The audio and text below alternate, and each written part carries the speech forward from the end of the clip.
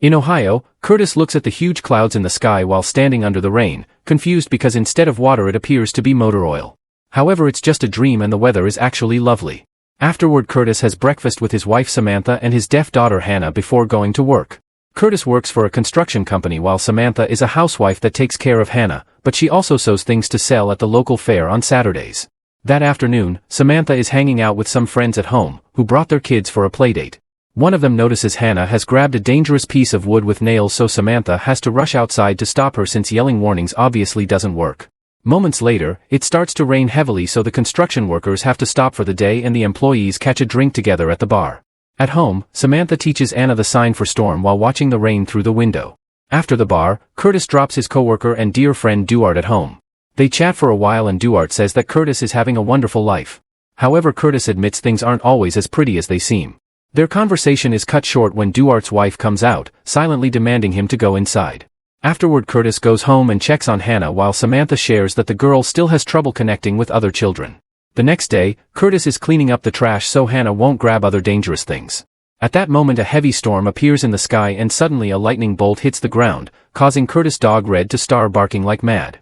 As Curtis moves to hold Hannah's hand, the dog breaks free from its chain and attacks Curtis, viciously biting his arm. However, Curtis wakes up in his room because it was another nightmare. During breakfast, Curtis can't stop thinking about how real the dream felt. He sees Hannah is playing with Red and worries, so he takes her away from the dog. When Samantha asks what's wrong, Curtis snaps and leaves without even touching his breakfast. Later at work, Curtis continues to be distracted and won't stop staring at his arm during a meeting, thinking he can still feel the pain. The boss Jim is angry over the delay caused by the rain and wants them to catch up today. On his way to the site, Curtis asks Duarte to help him grab some extra supplies first. Later, Curtis takes a break and sees a swarm of blackbirds in the sky flying in weird patterns. He asks Duarte if he thinks it's strange, but Duarte didn't see anything. Because of the extra hours used to catch up with the delayed work, Curtis is late for the parent-teacher conference at Hannah's school. He's also covered in mud because he couldn't shower. They're taught more about essential sign language for their children, which Curtis needs to practice more. Since he doesn't spend as much time with Hannah as Samantha, he doesn't know enough words yet. Sometime later, it's raining again and Curtis rushes to get in the car with his daughter. The rain makes it hard to see and it makes them crash. Curtis' head is bleeding but Hannah is okay. At that moment, men appear outside the car and start breaking the windows, with one guy holding down Curtis while the other kidnaps the girl. Suddenly Curtis wakes up screaming, realizing it was another dream. Afterward, he goes downstairs looking rather sick. Samantha notices and worries, but Curtis promises it's just a cold and tells her to leave for the fair with Hannah. While Samantha sells her goods and argues with clients over prices, Curtis takes out the extra supplies he got at work and builds a fence around the doghouse before locking Red in it, apologizing to the poor guy. Now he should work on cleaning the trash, but he's distracted by a door that leads to a storm shelter. Curtis searches for the key in an old jar and manages to open it, then he goes down there to consider a new idea.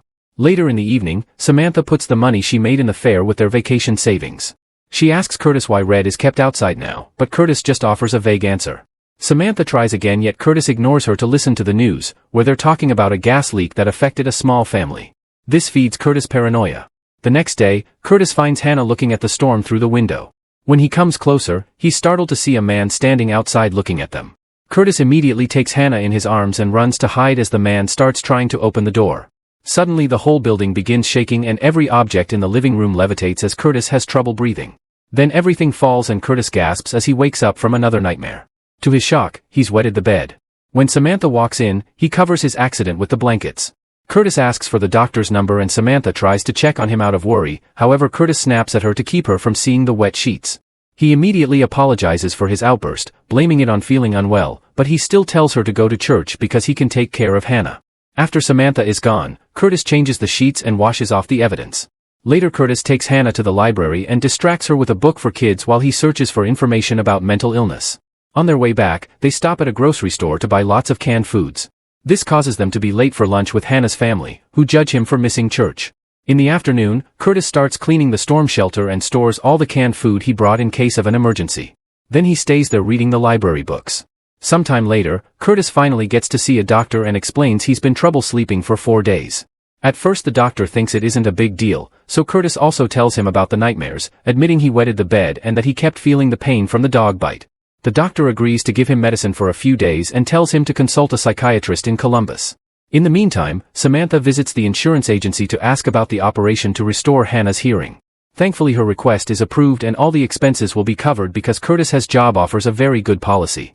At the same time Curtis goes to the pharmacy to get his medicine and is surprised to learn he doesn't have to pay much thanks to his insurance. That night, the family has a wonderful dinner together as they celebrate the good news, but Curtis doesn't tell them about his medicine. While getting ready for bed, Samantha already starts making plans for a vacation since they won't have to worry about money anymore. Curtis secretly takes the medicine in the bathroom. The next morning, Curtis wakes up feeling well rested and Samantha notices he looks healthier too. However, at work, Curtis still chats with Duarte about the right amount of food for a shelter. Suddenly he starts hearing thunder in the sky, which is still clear. He asks Duarte and he doesn't hear anything, so Curtis panics and runs to a bin to throw up. Struggling with a panic attack, Curtis leaves his work and starts having trouble breathing while driving, so he stops the car to take a moment and regain control. When he's finally calm, he notices a place that sells containers and gets one to expand the shelter. Moments later he visits his mother, who behaves awkwardly because she's heavily medicated. It turns out she developed paranoid schizophrenia at about the same age that Curtis is now. He's worried that the same may be happening to him and tries asking a few questions, but she doesn't remember much about those stressful years. Afterward Curtis calls his doctor to explain he can't drive all the way to Columbus for a psychiatrist, so he asks for an alternative. That night he calculates how much it would cost to transform the shelter into a full bunker. The next morning he goes to the bank and takes out a home improvement loan without telling his wife and ignoring his agent's warnings. Later at work, Curtis asks Duarte for help because he wants to take some equipment from work to build his bunker. This is against the rules, but Duarte agrees to help. A worried Duarte also asks him if he's fine, and Curtis assures him he is. After work, Curtis goes to see a local counselor and drops all his theories based on the research he did. The woman explains she's just a counselor so she can't diagnose him or prescribe anything, but they can talk so she can guide him through his crisis. He starts talking about his mother, who one day left the family and his dad had to raise him and his brother. She was later found eating trash out of a dumpster and they had to put her in a state hospital. He also starts opening up about his dreams. In the evening, the family goes to another school meeting. On their way back, Curtis stops the car because he's seen tons of lightning in the sky. However, her family is still sleeping and no other driver reacts, making him worry more about his mental health. On Saturday, while Samantha and Hannah are at the fair, Curtis and Duarte start working on the shelter. When Samantha arrives and sees everything, she freaks out and an argument ensues. Samantha gets angrier when she hears Curtis took a loan and yells as she demands an explanation for all his weird decisions lately, like locking up Red. However, Curtis says there's nothing to explain and leaves the room to check on Hannah while Samantha has a breakdown. That night, Curtis takes more medicine than he should.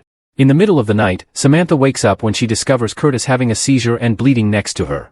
She immediately calls an ambulance, ignoring Curtis when he says it isn't necessary.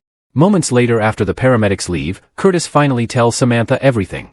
He swears he's going to the counselor often because he doesn't want to leave his family like his mother did. The next day, Curtis and Samantha take Hannah to the hospital for a checkup and her surgery is scheduled in 6 weeks.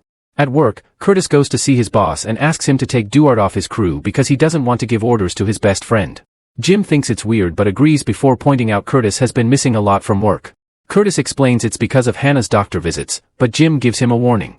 After work, Curtis goes to a store to buy gas masks, which turn out to be very expensive. Meanwhile, Duarte's wife tells Samantha about the rumors behind Curtis' behavior, but Samantha gets defensive and swears they're doing fine. Sometime later, Curtis is working on the shelter when he's visited by his brother Kyle, who has heard about his strange behavior from Samantha. Kyle worries about Curtis' health but Curtis keeps saying he's fine and tells Kyle to visit their mother. It's clear that the brothers have a very awkward relationship. Before Kyle leaves, Curtis remembers he had been looking for a dog and asks him to take Red. During a stormy afternoon, Curtis enters the kitchen and finds Samantha soaked from the rain. They stare at each other for a moment before she considers grabbing a knife. However, this is another dream. At breakfast, Curtis can't shake the freaky nightmare feeling and when Samantha tries touching his hand, he moves it away. At that moment, they notice Jim waiting outside. Curtis rushes to meet him and hears horrible news. Jim found out about the equipment Curtis borrowed illegally, so he fires him with only 2 more weeks of medical insurance. Duarte has also been given 2 weeks of unpaid administrative leave for helping. When Curtis shares the news with Samantha, she slaps him before rushing out of the room with Hannah. Later, Curtis goes to see his counselor only to discover the woman was transferred and there's a new guy. This man wants him to start over from the beginning, but Curtis can't take going over his mother again and losing the progress, so he leaves without a word. He goes back to the shelter and continues working on it. Meanwhile, Samantha keeps fixing neighbors' clothes for extra money, but it isn't enough and she must take the remaining savings from their vacation can. In the evening, Samantha talks to Curtis, who explains his flinching was because of a dream and grabs her hand to prove he's working on it. Samantha announces they're canceling the beach trip and they'll use his last check to cover 2 months of bills. She'll postpone Hannah's surgery and they both must concentrate on getting jobs. Samantha is willing to work on their issues, but she puts the condition that Curtis must go to an actual psychiatrist. She also wants him to come to a school dinner on the weekend to work on his isolation. On the night of the event, Curtis is confronted by Duarte, who blames him for his job suspension. Curtis tries to ask him to talk later in private, but Duarte keeps going as he complains about Curtis cutting him off when they're supposed to be friends. Duarte even pushes and punches Curtis, who kicks him back. Finally snapping, Curtis yells as he throws a table on the floor. He announces there's a devastating storm coming and nobody is ready for it. Then he has a breakdown and Samantha uses the chance to take him home. Sometime later, Curtis sees Hannah in the middle of the road and runs to pick her up. At that moment a bunch of birds appear in the sky and fly in weird patterns before moving toward Curtis. He protects Hannah as the birds fly past them, then they do another weird pattern before they start falling dead to the ground. Terrified, he runs into the house as a siren begins wailing. At that moment he wakes up and discovers the siren is happening in real life.